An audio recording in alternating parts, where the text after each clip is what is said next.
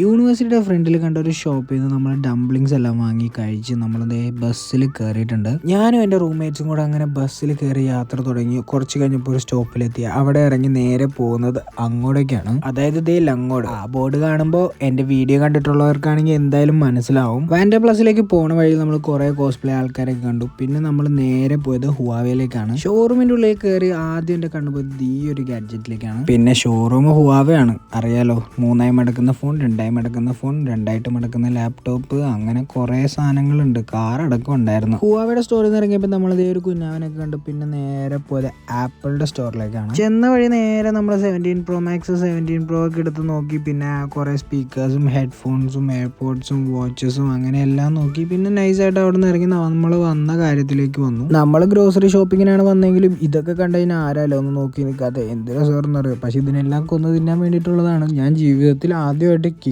ക്രാബിനെ വരെ കണ്ടു. സാധനങ്ങളൊക്കെ നോക്കുന്നതിന്റെ ഇടയിലാണ് ഇങ്ങനത്തെ കുറച്ച് സാധനങ്ങളൊക്കെ കണ്ടത്. ഇത് കണ്ടോ, വെറൈറ്റി അല്ലേ. ഈ ഒരു ഐറ്റം മാത്രമല്ല, കുറെ ഐറ്റംസ് ഇവിടെ പ്രൈസ് ആണ് കാണുന്നത്. ബാലന്റൈൻ, ചിവാസ് റീഗൽ, ജാക്ക് ഡാനിയൽസ്. ബില്ലിംഗ് സെക്ഷനിലേക്ക് പോകുമ്പോഴാണ് ഇത് ഇവിടെ കുറെ ബീഫൊക്കെ കട്ട് ചെയ്ത് കൊടുക്കുന്നത് കണ്ടത്.